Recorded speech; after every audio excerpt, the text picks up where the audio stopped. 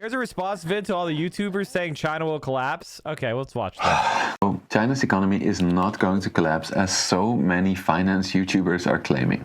Finally, someone who is not some dipshit who became mentored by a much older man in Beverly Hills real estate is talking about China? A PhD? Oh, well, God. Let's see how dumb it is. Be right back, chat. I'm listening. No, China's economy is not going to collapse as so many finance YouTubers are claiming. I mean, YouTube was filled with these kind of thumbnails, and so I decided to click on one. China is crumbling. And another. Complete disintegration of the Chinese economy. And another. And how this could quite literally lead China to the edge of the next Great Depression in a very short amount of time. And a very short amount of time is apparently 29, 28, 27, 25 days. And sure, China seems to be in big trouble with a massive real estate crisis, bank runs, harsh COVID lockdowns, capital flight, and a growth model that has quite literally run out of steam. But in my humble opinion, the clickbaity Great Depression or complete collapse scenario is extremely unlikely for two. Now, chat, it's so funny because all you have to do is show a video of something and put a narrative to it and people will buy it. Got to be smarter than that. I actually think that the idea that China is even going to face a major recession is unlikely. The only way that I see that happening is that there's a combination. And yes, there's been some of these real estate companies that bubbled. But guess who popped the bubble? The Chinese government. In a coordinate, it didn't have a huge crisis like in America where suddenly big banks started failing out of nowhere and people were panicking and calling fucking Congress to get a big $1 trillion bailout.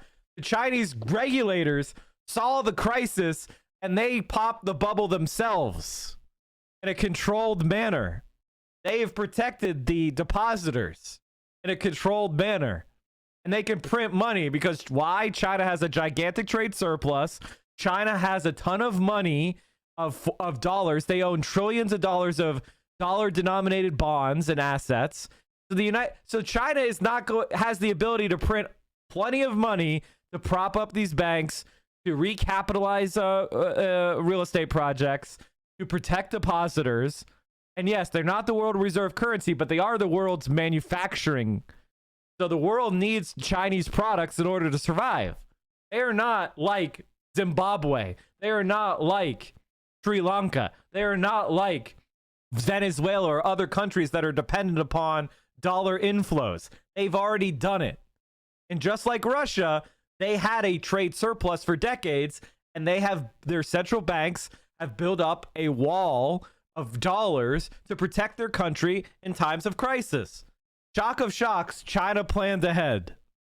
Reasons. First, China's political system is nothing like that of the US when it entered the Great Depression. Second, China's economy is nothing like that of Asian economies that are actually collapsing, such as Sri Lanka. So let's get into these two differences. Sure, at first sight, the Chinese situation seems an awful lot like the collapse of the US banking system in the early 1930s and in 2008. These two banking crises led to economic collapses that were so catastrophic that they came to be known as the Great Depression and the Great Recession, respectively. So let's have a look how China's situation compares to these two dramatic events. It took 10 years to get out of the Great Depression. 10 years!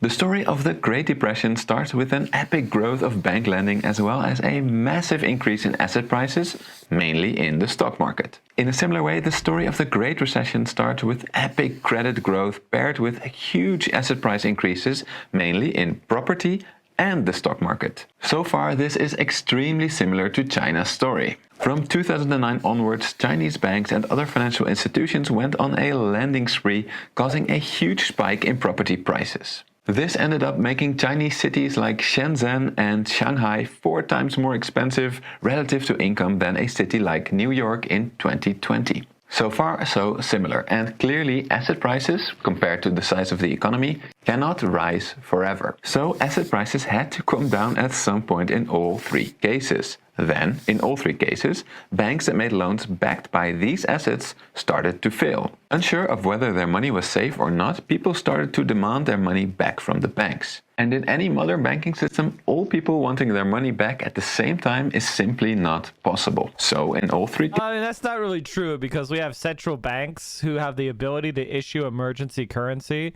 They're called the lenders of last resort. So a bank will have collapsed, but a combination of, in America, we have what's known as the Federal Deposit Insurance Corporation that insures all depositors of FDI insured banks up to $250,000.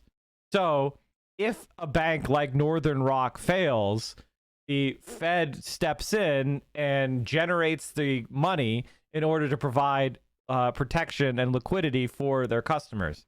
Now, Northern Rock goes into receivership and gets shut down, but the combination of both the Federal Reserve and the FDIC prevents the system from freezing up like it did in the Great Depression. cases, people wanted to be the In China, I think they're insured up to 100,000, something like that. first to get their money out of the banking system, sparking a bank run. This is where China is now, and this is also where the stories of the Great Recession and Great Depression started to diverge, to which we will get after a word from our sponsor, Morning Brew. As probably many of you, I like to start my day by diving into the latest economic and financial in the US. You see, at the start of the Great Depression, the US central bank basically let the banking system collapse. And So that was what happened, chat. Oh, fuck. This is what conservatives want you to do. Let everything just blow up. Let everything crash. basically That's what let the Herbert Hoover banking did. system collapse. And let's be honest, for any normal business that gets into trouble, it's completely normal that the government just lets it collapse. The problem is that as a system, banks facilitate both payments and credit creation for the entire economy. So letting them go bust is a little bit like about Morning letting Brew? all your electricity companies go bust at the same time. It might be justified from a moral perspective, but you kill your entire economy in the process. In the case of the US, it took a decade for the economy to recover. However, in 2008, after seeing the damage done by the collapse of the Lehman Brothers Bank, the Federal Reserve Bank did end up rescuing the financial system. Again, not fair to let bankers get Not all the people who lost their homes. Barack Obama made sure everybody who lost their homes got fucked. But he did rescue the bankers with unlimited money. So if you lost your home or you know somebody who lost their home in 2008 crisis, you got fucked. Don't worry. Obama let the bankers get saved. Poggers!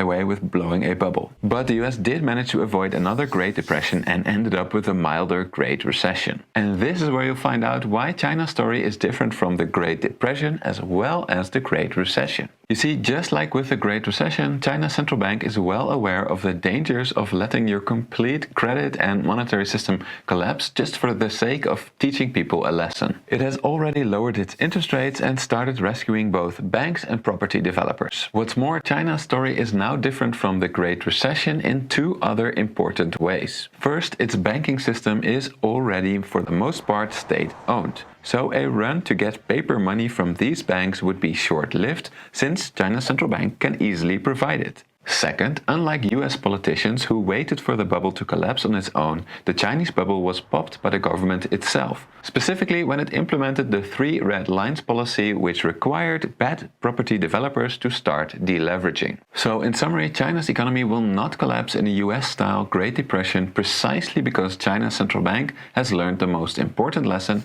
from the US Great Depression. Yes, reckless behavior by banks should be punished, but not by crashing your entire economy. What's more, I think China's crisis will not In China, what they do is they kill those people. They kill the banker that crashed the economy, and then they rescue regular people. Be as severe as the Great Recession. The reason for this is that the Chinese government values stability more than the US government, so I suspect it will try to spend its way out of trouble more forcefully. But then again, at this point you might say you cannot compare China to the United States because the US issues the global reserve currency. It has more room to spend its way out of trouble because it's basically funded by foreign countries that desperately need dollars. And one key feature of China's current problems is that international investors seem to be fleeing the country in droves. So maybe it shouldn't be compared to the Which you can't really do because in China they have capital flight. They have what's known as capital controls. So how you take money out of China is heavily regulated. Heavily regulated. So you can invest, but when you try to leave, they make it very difficult. US, but rather to other Asian economies that are currently collapsing in an inflationary death spiral, such as Sri Lanka? Well, no. And here's why. The reason that China can save its banking system if it wants to is that, unlike Sri Lanka, China has achieved monetary independence. And it achieved this in two ways. The first way was by becoming a manufacturing superpower. I mean, by the latest calculations, it accounts for 1/5 of the world's manufacturing output. Therefore, it's not surprising that China has consistently run a trade surplus with the rest of the world. As China's economy slows down and therefore imports less, its trade surplus has even surged to all-time highs. In other words, the world needs Chinese products. Therefore, even though it doesn't issue the world's reserve currency, its central bank has plenty of dollars to spend. And indeed, it will likely spend these to defend the currency and easily offset the effect of fleeing international investors. This will help it avoid a Sri Lanka-style collapse. But then again, as we saw in February when the Russian ruble absolutely collapsed, a trade surplus alone is not enough. Russia's problem at the time was that while many dollars were coming into central bank coffers via exports, Russian citizens were rushing to get even more money out of the country. This was the same for Turkey, where people don't trust the government and thus dumped liras to buy gold, crypto and dollars. And this brings us to the second way in which China has achieved monetary independence, and that is capital controls. You see, capital controls basically mean that you make it extremely This guy's pretty smart. difficult for money to cross borders. And in China's case, it's notoriously difficult to get money out of China, as the Chinese government prevents people from taking money out of the country. This is the same type of policy that Russia started implementing in response to Western sanctions. And this clearly helped Russia rescue its currency and avoid a Sri Lanka-style collapse. In fact, the ruble is doing better than ever. Capital controls and the trade surplus means that, just like the United States, China has the monetary independence to create as much of its own currency as it wants to rescue its banking system, making a complete collapse extremely unlikely. But all of that being said, China is clearly still in big trouble. In absolute size, its property bubble is the biggest the world has ever seen. And while it's popping the bubble itself, its government has hurt its economy simultaneously in three other main ways. First, its one-child policy from the past now means that it is facing a rapid population decline in the coming decades. More immediately, it is preventing its consumers from spending more by keeping them locked up inside in response to Omicron. Finally, it's cracking down on its relatively productive tech and education industries and the private sector in general.